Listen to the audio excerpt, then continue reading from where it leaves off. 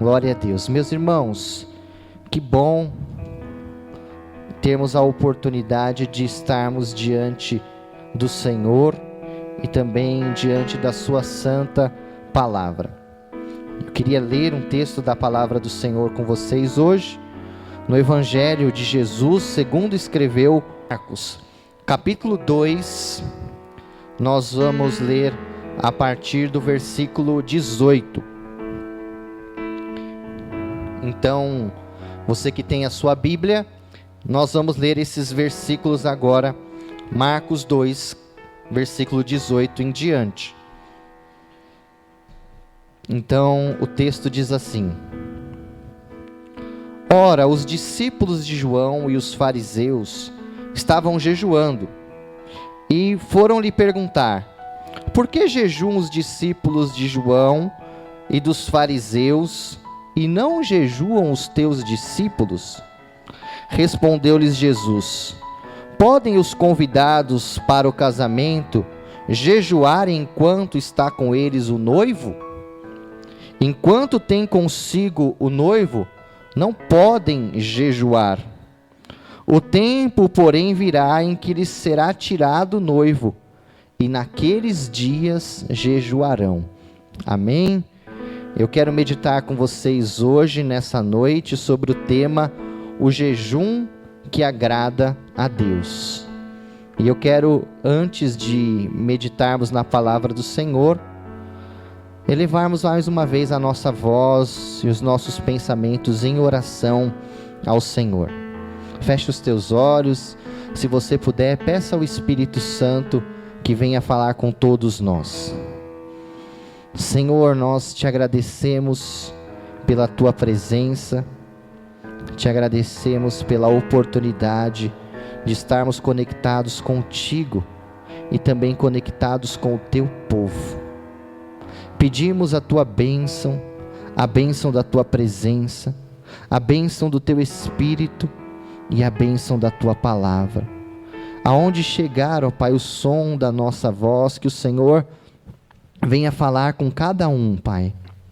Que o Senhor me use como instrumento para falar somente aquilo que o Senhor tem a nos dizer hoje.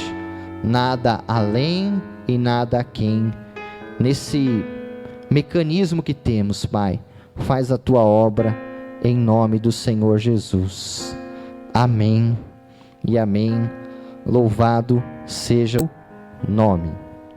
Deus abençoe e que o Senhor nos guie na sua palavra. Meus irmãos, hoje eu quero falar sobre o jejum que agrada a Deus. Talvez esse tema ou essa prática, ela tenha sido a mais mencionada e a mais falada, a mais debatida e a mais conclamada também desses dias. E eu quero hoje nos voltar-se para a palavra de Deus, na busca de discernimento, de orientação e de direção para essa prática bíblica, espiritual, e que é uma bênção para os nossos dias. Mas antes de falar propriamente do jejum que agrada a Deus, eu quero fazer uma introdução aqui sobre o reino de Deus, sobre a perspectiva do reino de Deus. E eu queria ler com vocês aqui algumas palavras para que a gente possa se situar dentro da fala de Jesus sobre o jejum. Jesus, ele veio para inaugurar um reino. Jesus veio para inaugurar o reino de Deus.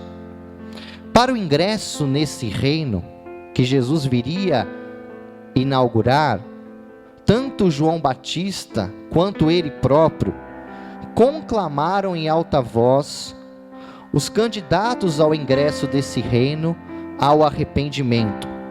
As tônicas da pregação de João Batista e de Jesus foram: arrependei-vos, porque chegou até vós o reino dos céus. Arrependei-vos, porque chegou até vocês o reino de Deus. A palavra para arrependimento usada por João e por Jesus foi metanoia, que significa literalmente uma mudança ou uma transformação de mente. Para João e Jesus, as pessoas deveriam ser convocadas a uma mudança de mente em relação à perspectiva do que seria de fato o reino de Deus. Isso se dava por causa da expectativa que a grande maioria dos seus ouvintes tinham em relação à realidade do que era o reino de Deus. Os ouvintes de João e os ouvintes de Jesus tinham uma perspectiva de um reino totalmente diferente do que aquele que Jesus veio de fato implementar. Aqueles irmãos ou aqueles contemporâneos de Jesus e João viviam uma época política, social e econômica e religiosa de total decadência. Viviam sob a opressão do Estado romano, e um tempo onde a função sacerdotal, a principal função religiosa da época, tinha se tornado um cargo político. Em Israel, então, havia um anseio, um clamor pela chegada do filho de Davi, pela chegada do filho do homem, que viria para ser o libertador de Israel. Esse Messias, então, restauraria a glória da nação dos tempos de Davi e Salomão. Porém, a chegada do Messias de Nazaré, o menino pobre da manjedoura, que veio inaugurar um reino espiritual entre os homens, sem aparências físicas e visíveis dos protótipos humanos, exigia das pessoas um arrependimento, uma mudança de pensamento, para que reconhecessem a natureza real e verdadeira desse reino. Infelizmente, a grande maioria dos contemporâneos de Jesus estavam pensando num reino terreno e não num reino celestial. Um reino carnal, humano e político, não o reino de fato de Deus. Jesus veio inaugurar um reino, plantar essa semente do grão de mostarda em cada coração, deixar esse fermento do reino em nós para que levede de fato o nosso interior. Tudo que vemos em Cristo e em suas palavras são de fato as primícias do reino, um prenúncio ou um pré-anúncio do que ele veio de fato implementar. No reino de Jesus, o menor é o maior e o maior é o menor, ou seja, todos são iguais. No reino de Jesus, quem perde ganha, e quem busca o ganho perde. No reino de Jesus, não existem lutos, choros ou lágrimas, não existem exclusões. Todos os pecadores arrependidos são recebidos e se assentam na mesa do Senhor. Nesse reino não existe deficientes nem enfermidades, e nesse reino a lei áurea é o amor a Deus e o amor ao próximo. Nesse reino existe um rei justo, fiel, perfeito, o Senhor Deus e o seu Filho Jesus Cristo. E nesse dia que se fala sobre um jejum nacional, talvez o arrependimento que João e Jesus pregaram seja importante de ser lembrado, para que a gente possa acompanhar tal ato. A visão correta sobre o reino de Jesus, que não é um reino político, que não é um reino bélico, que não é o reino dos homens, esse talvez seja o chamado de Deus para nós, uma mudança de mente sobre o que de fato é o reino de Deus. Amém? Então esse foi o texto que eu quis trazer como introdução da mensagem que eu quero compartilhar com vocês hoje. No texto que nós lemos, os discípulos de Jesus estão sendo indagados ou estão sendo de fato ali inquiridos pelo fato deles não jejuarem. Então os fariseus e os religiosos da época estão praticando o jejum, e estão incomodados porque os discípulos de Jesus não jejuam. Eles falam assim: mas nós jejuamos, os discípulos de João Batista jejuam, e vocês não jejuam? E aí Jesus traz uma resposta que parece estranha à pergunta, mas que faz todo sentido para nós nos dias de hoje. Ele fala assim: olha, se alguém é convidado para uma festa de casamento, e eles estão ali com os noivos celebrando, eles não devem jejuar, porque ali é um tempo de alegria. Mas quando o noivo for tirado, quando o noivo deixar de estar presente, nesses dias eles jejuarão. O que Jesus estava falando aqui era que naquele tempo onde Jesus estava fisicamente com os discípulos, onde a sua presença física estava ali com eles, não era tempo de eles jejuarem, não era tempo de eles se afligirem na alma e nem de se entristecerem. Era tempo deles estarem felizes, estarem alegres, celebrando. Mas ele fala: ó, dias virão em que o noivo será tirado, e nesses dias serão dias de jejum. E de fato hoje, meus irmãos, o noivo nos foi tirado. Nós não temos a presença plena e física do nosso Senhor Jesus entre nós. Nós temos o Consolador, que é o Espírito Santo, e Ele é o Consolador porque Ele nos conforta pela ausência que nós temos da presença de Jesus. Mas a presença de Jesus, ela foi tirada desse mundo, ela não está mais aqui na sua total plenitude, e com certeza, por causa disso, nós vivemos dias em que nós devemos jejuar. Então, aqueles dias que Jesus apontou na resposta aos fariseus, que chegariam esses dias onde deveríamos praticar o jejum, são hoje.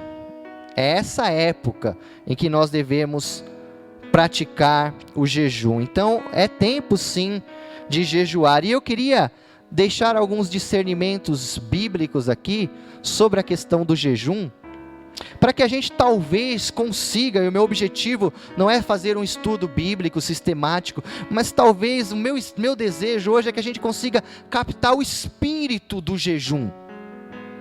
O que de fato existe na profundidade dessa prática e que pode abençoar a minha e a sua vida. Então, muito mais do que o ensino, eu quero tentar captar a profundidade, a essência, o espírito do que de fato é jejuar. Então, o primeiro discernimento que eu quero trazer para vocês sobre o jejum está justamente dentro da ideia central desse texto, que o jejum expressa tristeza e pesar. Jesus disse: olha, pela ausência do noivo, ou pela minha ausência, vocês deverão então jejuar. E você sabe que jejum, dentro da prática hebraica, é sinônimo de tristeza, de pesar. Por isso que Jesus fala: olha, vocês não vão para a festa de um casamento junto com o noivo para jejuar, porque o jejum, para Jesus, e dentro da mente hebraica, dentro da mente oriental, onde o texto bíblico foi concebido, é um sinônimo de tristeza. Geralmente as convocações de jejum eram convocação para tristeza e para quebrantamento diante do Senhor. Era justamente uma convocação para troca de vestes festivas para vestes de tristeza, de luto e de quebrantamento. Neemias, quando ele ficou em jejum, ele ficou porque ele ficou entristecido, arrebentado e quebrado por dentro, ao saber o que tinha de fato acontecido com Jerusalém. Então, quando os mensageiros chegam ali na Pérsia e anunciam a Neemias o que tinha acontecido com Jerusalém, os muros derrubados, as portas queimadas, então aquilo entristece o coração de Neemias. E ele ali, tomado por uma tristeza santa, por uma tristeza celestial, por uma tristeza espiritual, e ali ele jejua perante a face do Senhor. Eu quero ler aqui com os irmãos 2 textos bíblicos, um que está em Joel, no capítulo 2, se você puder aí na sua casa, ler comigo, Joel, capítulo 2, no versículo 12, se você achou aí, irmãos, me perdoa porque eu não achei aqui, Joel, capítulo 2, nós vamos ler o versículo de número 12, diz assim: ainda assim, agora mesmo diz o Senhor, voltai para mim, de todo o vosso coração, com jejuns, com choro e com pranto. Então a gente vê que a convocação de Deus ao jejum era para que o povo se voltasse para Ele, com choro, com tristeza e com pranto.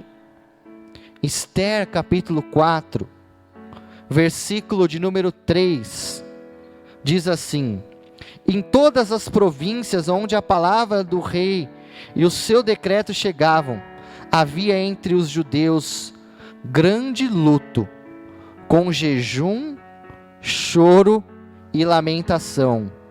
Muitos estavam deitados em saco e em cinza. Então a conclamação do jejum era para que o povo tivesse um tempo de tristeza, de pesar pela situação caótica ou a situação de calamidade que eles estavam enfrentando. Tanto no contexto do que Jesus disse, tanto no contexto que nós lemos aqui em Joel e em Esther, o povo estava vivendo uma grande aflição. E aquilo fez com que eles se entristecessem, quebrassem o seu coração e se voltassem a Deus com tristeza. Meus irmãos, não é tempo de alegria, não é tempo de celebração, não é tempo de festa. Se existe um tempo para isso, esse tempo não é agora. Esse tempo é tempo de tristeza. Eclesiastes diz que há tempo de todas as coisas.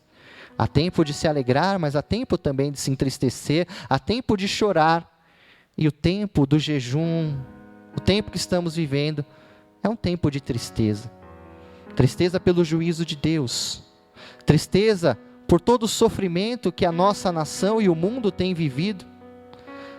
Tristeza pelo sofrimento que os irmãos estão passando e aqueles que ainda vão padecer, com tantas notícias calamidosas que nós temos vivido.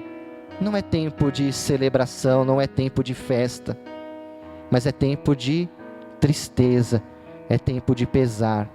E que o nosso jejum vem expressar isso, que nós estamos tristes, que a nossa alegria se converteu em choro, em tristeza, e que nós estamos tristes, mas buscando o Senhor na nossa tristeza. Não consigo ver jejum como triunfalismo, não consigo ver jejum como proclamação de vitória, mas jejum é pesar, é contritamento e é choro diante do Senhor. Segundo discernimento que nós temos a respeito do jejum, é que o jejum expressa arrependimento do pecado. Em 2 Coríntios capítulo 7, se você tiver com a sua Bíblia e quiser acompanhar comigo, 2 Coríntios capítulo 7, o versículo de número 10, diz assim: Segundo aos Coríntios, capítulo 7, versículo 10. Que a tristeza, segundo Deus, opera arrependimento para a salvação, o qual não traz pesar, mas a tristeza do mundo opera para a morte. A tristeza que o nosso jejum tem que produzir em nós, a tristeza que essa situação tem que produzir em nós, é a tristeza não segundo o mundo, não é aquela que vem para nos destruir, não é aquela que vem para nos oprimir, mas as coisas de Deus são tão boas, meus irmãos, as coisas de Deus são tão maravilhosas, que até a tristeza segundo Deus produz. A tristeza segundo o mundo nos deforma, nos destrói, nos destitui, mas a tristeza segundo Deus produz. Quantas coisas no meio da tristeza Deus produz em nós. Quantas virtudes, quantas lições o Senhor produz no meio do nosso sofrimento, no meio do nosso choro, no meio da nossa dor. E o apóstolo Paulo fala que a tristeza que vem de Deus, ela produz em nós o arrependimento para a vida.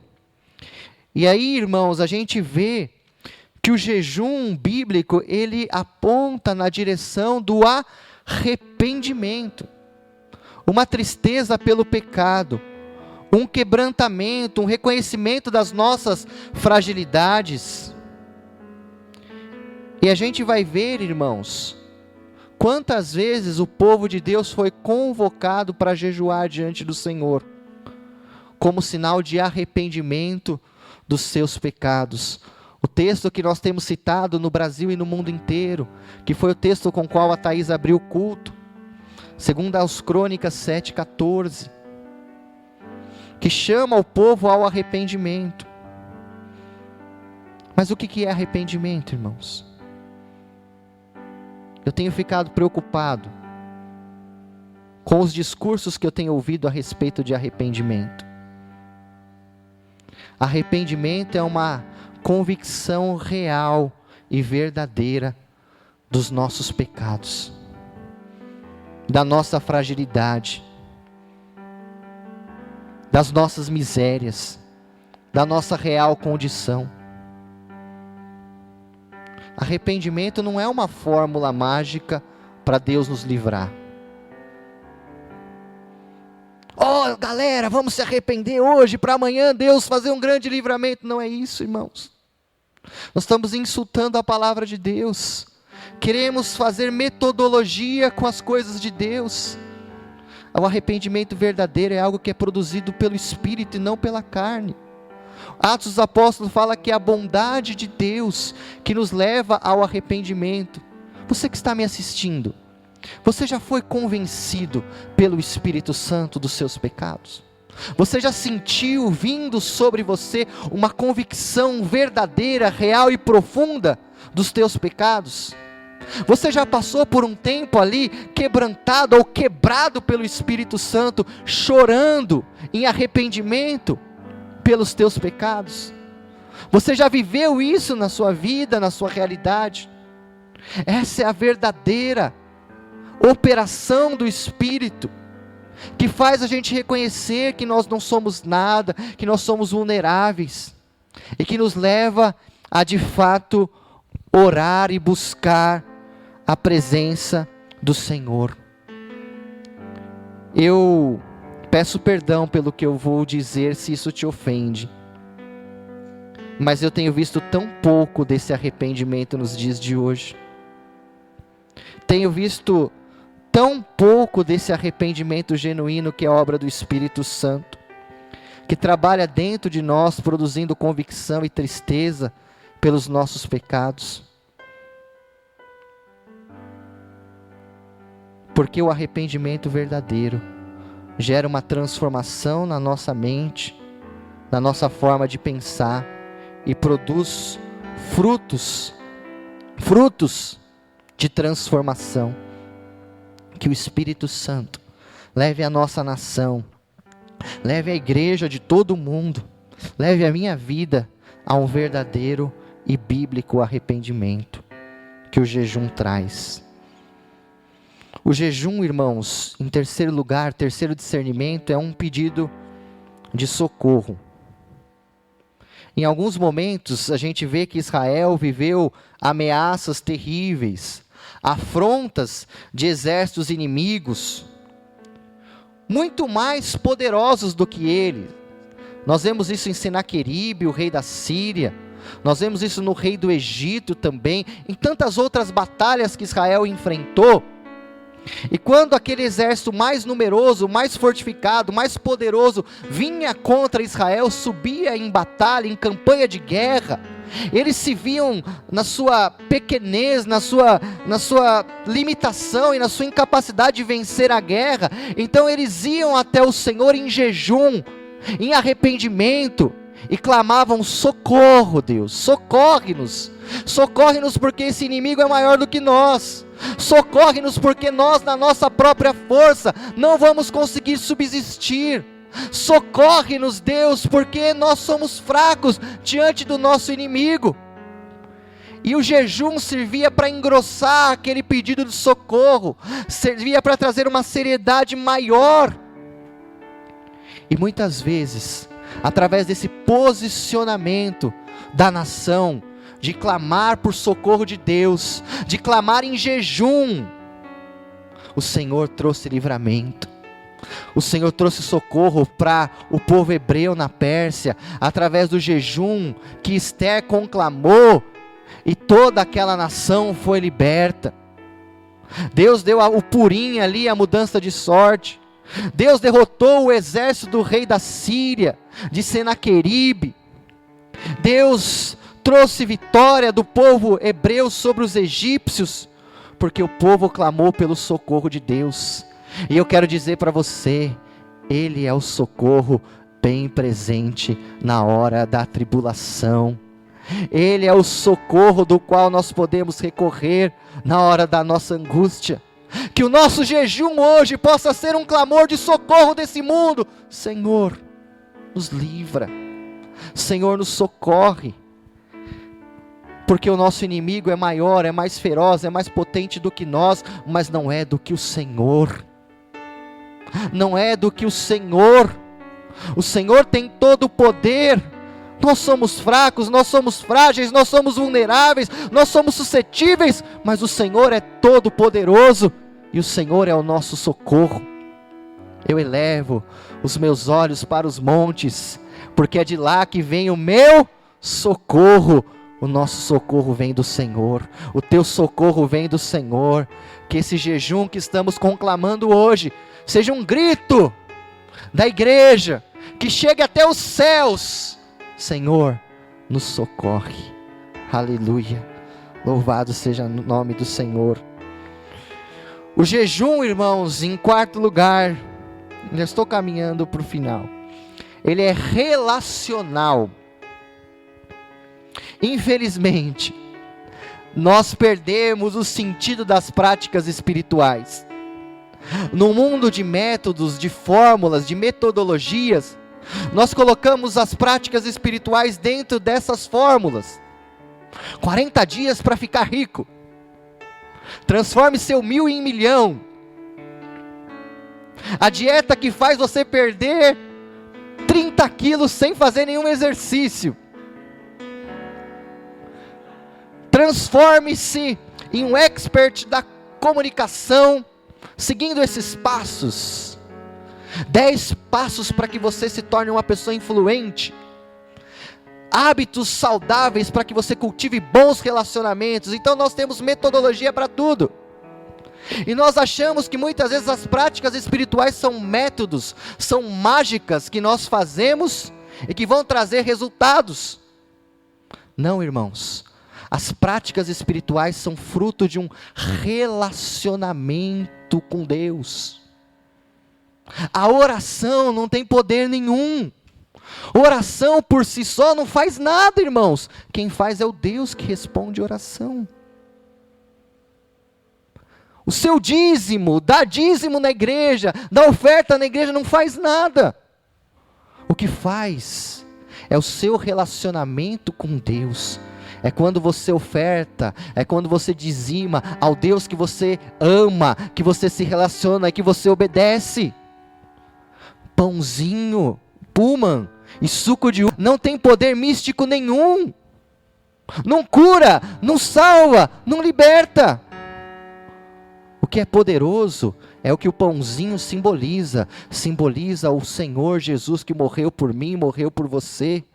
E se você tomar o cálice e comer pão, não vai mudar nada. Mas se você tiver consciência do sacrifício de Jesus, isso muda a sua vida. Assim é o jejum. Não é ficar sem comer. Ah, não, eu vou ficar sem comer e a minha vida vai mudar. Talvez você perca alguns quilos. Talvez você economize algum dinheiro não comendo. Mas o jejum não faz nada, irmãos, a não ser essas coisas. O jejum não tem poder místico, não tem poder mágico. Ficar sem comer não muda a vida de ninguém. O jejum é uma forma de nós nos aproximarmos de Deus. É uma forma de nós aprofundarmos o nosso relacionamento com Deus. É um tempo que você deixa aquilo que é essencial para a sua carne, para dizer que Deus é mais essencial para você do que o alimento que vai para o seu estômago, do que a bebida que vem para você. Tudo é relacional. Não é um passe de mágica ou uma fórmula religiosa. Não.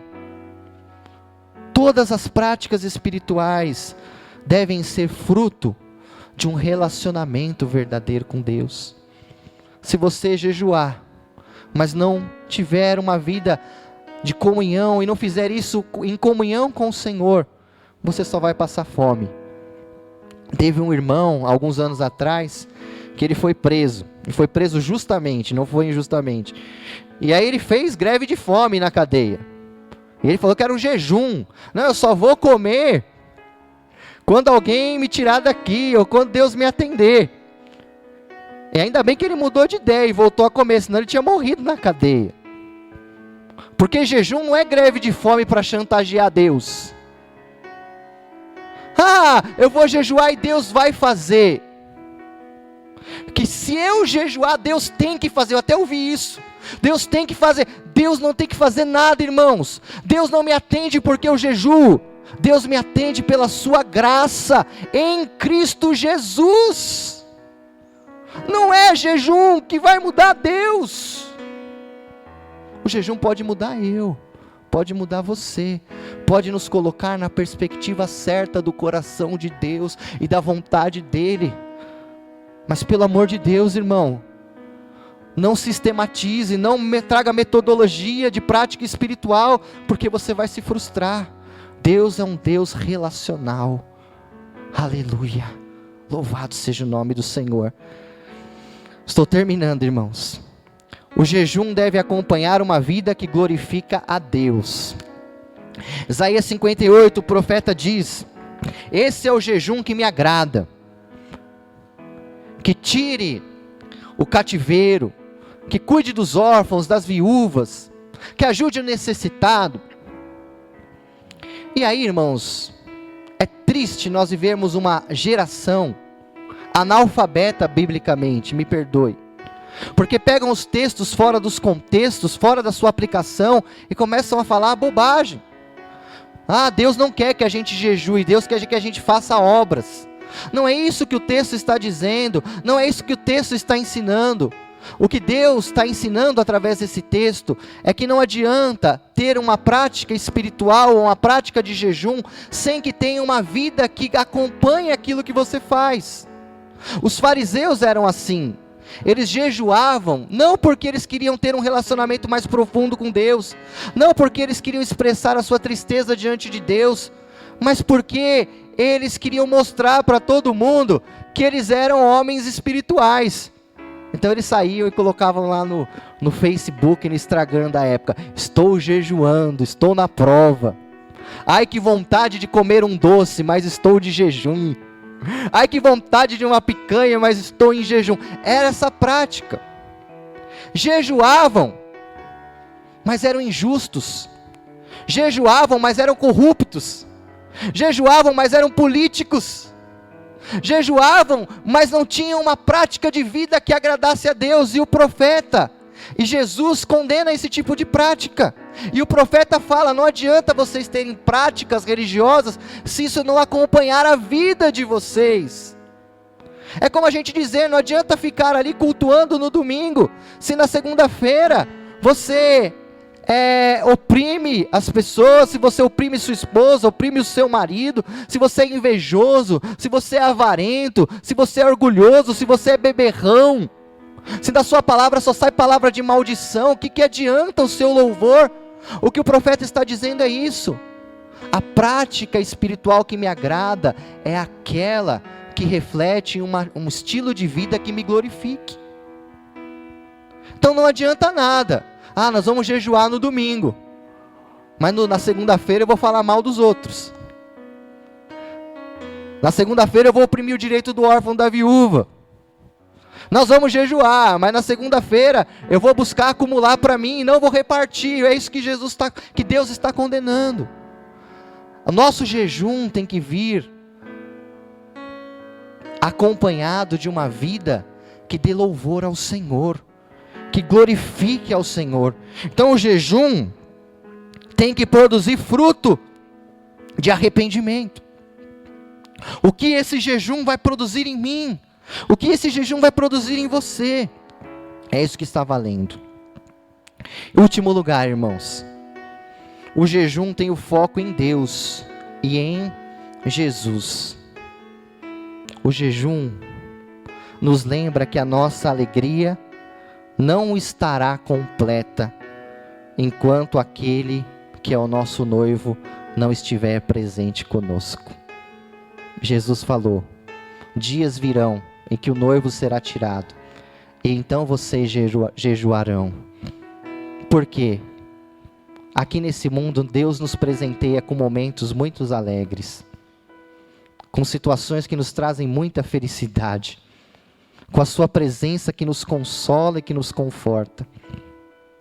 Mas nós temos que entender, irmãos, que enquanto estivermos aqui, a nossa alegria não estará plena. Por que não, pastor? Porque você pode ter momentos de alegria, pode ter coisas que te alegrem, mas a nossa alegria nunca será completa, porque aquele que é a substância da nossa alegria não está presente. É bom viver as coisas felizes que Deus nos proporciona, mas nós temos que saber que nunca a nossa alegria será plena e completa. Por quê? Porque o Senhor não está aqui, porque o nosso noivo não está conosco. Então sempre vai haver um sentimento de falta dentro de nós, um sentimento de saudade, um sentimento de anseio pelo nosso encontro real e verdadeiro com aquele que é o nosso noivo e aquele que completa de fato a nossa alegria. Sem Ele sempre vai ter algo faltando. Sem Ele sempre a nossa alegria não vai ser plena. Mas virá um dia que não vai ser mais necessário jejum. Aqueles dias que os discípulos viveram voltarão, porque nós estaremos com o noivo. Nós estaremos com aquele que é o amado da nossa alma. Nós estaremos com aquele que nos amou primeiro e que se entregou por nós. E naquele dia sim, nós teremos a nossa alegria 100% completada. Até lá, é tempo de jejum, e é tempo de clamar: Maranata, ora vem, Senhor Jesus, vem nos buscar, porque estamos de luto, estamos de jejum, estamos clamando para que o Senhor venha. Aleluia. Que o Senhor traga uma resposta poderosa através do jejum do seu povo, através do jejum dessa nação. e que o Senhor nos leve de fato a vivermos aquilo que é o espírito do jejum, não só uma prática vazia ou uma prática religiosa, mas uma prática relacional com o nosso amado Jesus. Senhor, esta foi a tua palavra, Senhor, e eu quero te pedir nesta noite que o Senhor venha nos quebrantar, ó Espírito Santo. É o Senhor quem produz essa tristeza e esse arrependimento. Isso não pode ser provocado pela carne, isso não pode ser provocado por nada desse mundo, a não ser pelo Senhor. E o meu pedido nessa noite, a começar de mim, Pai, que o Senhor quebrante o nosso coração, que o Senhor nos faça sentir uma real e verdadeira tristeza, Senhor, o verdadeiro jejum que expressa o pesar, que expressa a dor, ó Pai, pelo sofrimento que temos vivido, Senhor, e que o Teu Espírito Santo, como sempre fez, faça nessa noite, produza no Brasil e no mundo, Senhor, uma convicção real dos nossos pecados. Tira, Senhor, dos nossos lábios os discursos de triunfalismo, Senhor, e coloca, Senhor, um discurso de real e verdadeiro quebrantamento e arrependimento diante do Senhor. Clamamos pelo Teu socorro, Pai. Socorre-nos, Deus, porque vão é o socorro do homem, Senhor. Socorre-nos, porque o nosso inimigo é maior do que nós, mas não é maior do que o Senhor, ó Pai. Nada é maior do que o Senhor. Socorre o Teu povo, socorre essa minha irmã, socorre esse meu irmão, socorre a nossa nação, ó Deus. É o que te peço, Senhor. Nos ajude, Senhor Deus, a sairmos depois desse tempo de jejum com os nossos corações arrependidos, olhando para o Senhor, olhando para o próximo, olhando para aquele, Senhor Deus, ó Pai, que te ama, para aquele que perece, para aquele que está vivendo, Senhor, um tempo de necessidade, Pai. Nos traz o verdadeiro quebrantamento, e recebe também o nosso jejum, Senhor, como uma forma, Senhor, de anunciação, que nós ansiamos pelo nosso noivo. Ore calabassuri andereme caerebarás, que sem Ti, ó Jesus, ainda que o temporal se vá, ainda que tudo volte à normalidade, sem Ti a nossa alegria nunca estará completa, porque, Senhor, Tu és, ó Deus, o motivo da nossa festa, da nossa celebração e da nossa alegria. Obrigado, Senhor, por ter nos enviado o Consolador, o Espírito da verdade, que nos faz viver aqui e agora a Sua presença. Mas nós ansiamos, ó Espírito da verdade, por aquele dia que não será em sombras, mas que será, Senhor, face a face, que nós estaremos nas bodas, com a nossa natureza redimida, com o corpo glorificado, adorando ao Rei dos Reis e ao Senhor dos Senhores. Abençoa o jejum do Teu povo, Senhor, espalhado por esta nação, e também todos aqueles que estão nos assistindo, Senhor, e que o Senhor nos leve, Pai, à realidade espiritual. É o que eu Te peço, Senhor Deus, e Te agradeço, e oro no nome sagrado, bendito e precioso de Jesus o Cristo. Amém e amém. Louvado seja Deus.